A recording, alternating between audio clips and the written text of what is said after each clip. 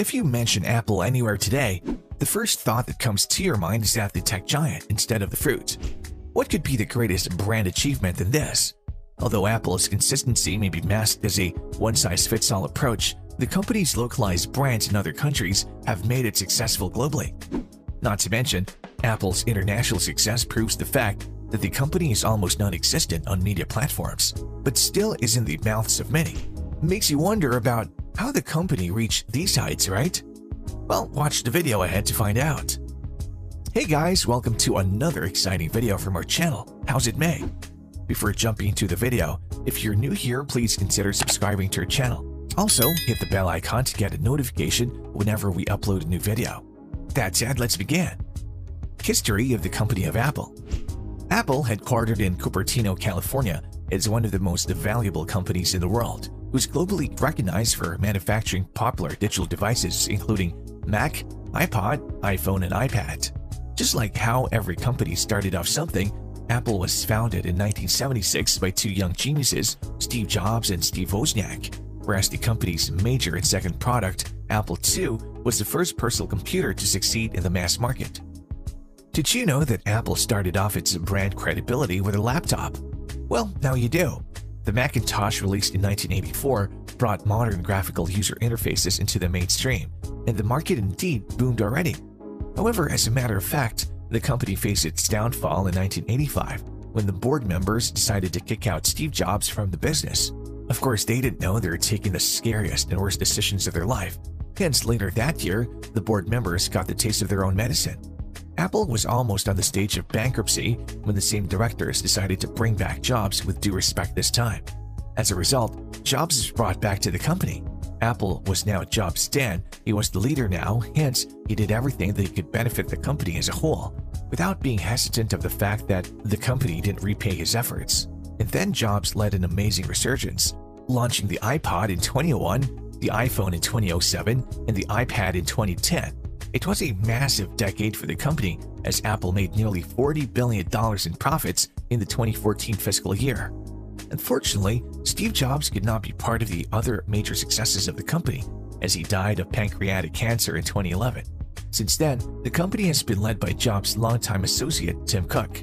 To no surprise, for the past 4 years, Apple has been the trend leader in Silicon Valley. Apple II, Macintosh, iPod, iPhone, and iPad have all been widely imitated by Apple's competitors, if not completely copied. Speaking of its success, the company's growth and success is especially due to its persistent focus on user experience. Yes, not many of the companies thought about the same until Apple made its progress with the same strategy. To be precise, Apple is a designer-centric company, and it likes to build all parts of its products, hardware, software, and online services all by themselves, no third parties involved in it. As a result, this general yet very specific approach allows Apple to build some of the most elegant and user-friendly products ever. What is Apple II? Apple II was the first personal computer to achieve major commercial success.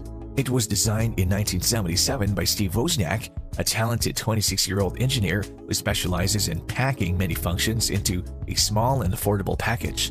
When Wozniak designed the Apple II, Steve Jobs was studying how to sell it. At that time, it was customary for PCs to be sold as kits, and users purchased components such as keyboards and power supplies separately. This is how Apple's first product, the Apple I, was sold. However, it wasn't used as much but was beneficial for educational purposes. Apple continued to sell Apple II computers until they were discontinued by Macintosh computers in 1993. A total of about 5 million Apple II computers have been sold. Later, in 1984, Apple created Macintosh. Macintosh or Mac is a series of personal computers sold by Apple since 1984. The original Macintosh was the first commercially successful computer to use a mouse-based graphical user interface or GUI. It's priced at $2,495, which is approximately $5,700 in 2014 US dollars. However, the original Macintosh had significant limitations. Mac's innovative graphical interface quickly attracted imitators. The most important is Microsoft, which launched the first version of Windows in 1985. Windows borrowed heavily from the ideas pioneered by the Macintosh, and as a result, Apple sued Microsoft for stealing its ideas. Microsoft prevailed in the 1994 ruling. The powerful graphics capabilities of the Mac and the reasonably priced laser printer launched by Apple in 1985 led to the desktop publishing revolution. For the first time, software such as Aldus PageMaker and Adobe Illustrator allow designers to design documents entirely digitally. Many graphic designers have become loyal users of Mac. Today, Apple sells Macs in laptop and desktop formats. The laptops are MacBook Air and MacBook Pro. The desktop Mac is the all-in-one iMac, the expensive and high-performance Mac Pro, and the budget model Mac Mini. To be precise, Apple sold nearly 20 million Macs in 2014. How did Steve Jobs get Apple out of bankruptcy from the most successful company? As we already saw how Apple made the worst decision of their lifetime and brought the company on the verge of bankruptcy. But things changed in 1977 when Steve Jobs majorly took the helm of Apple. Jobs knew that he had to do in order to get the company back at making profits and functioning in a smooth manner. To get some, you lose some. As a result, Jobs canceled 70% of Apple's products, laid off more than 3,000 employees, and turned a loss of $1 billion in 1997 into a profit of $300 million in 1998. Yes, he brought Apple to another page just within a year. For fact, every company desires someone like Steve Jobs, but they don't know that Jobs is one in a million. And then he began to work on building products that became legendary in Silicon Valley. He had bigger aims this time and much more beneficial ideas. As a result, in 1998, Jobs introduced the iMac, one of the most affordable computers ever made by Apple. Meanwhile, a year later in 2001, Apple released the iPod music player. Customers like its elegant point-and-click scroll wheel interface. By the end of the 20th century, Apple had sold more than 200 million iPods.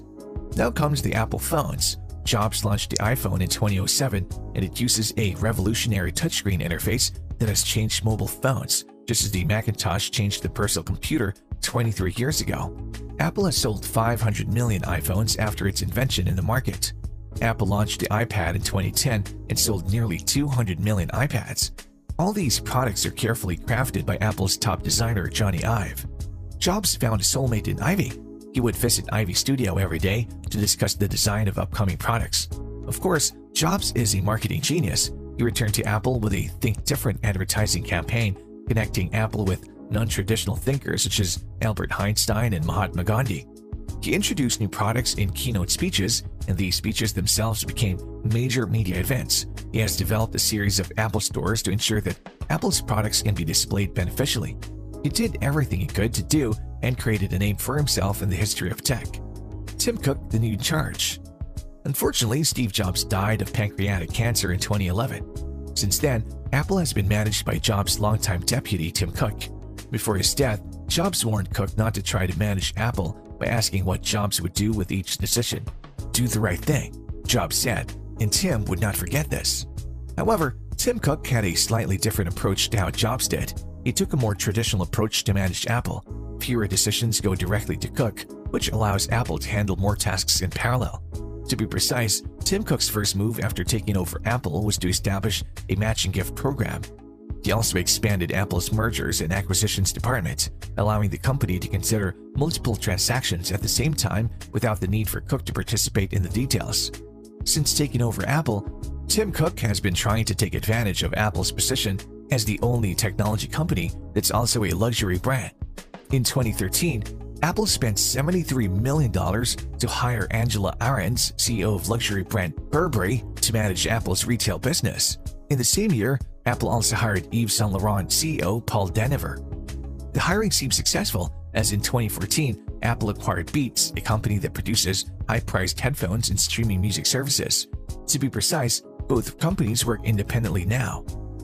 Now comes the modern technology phase.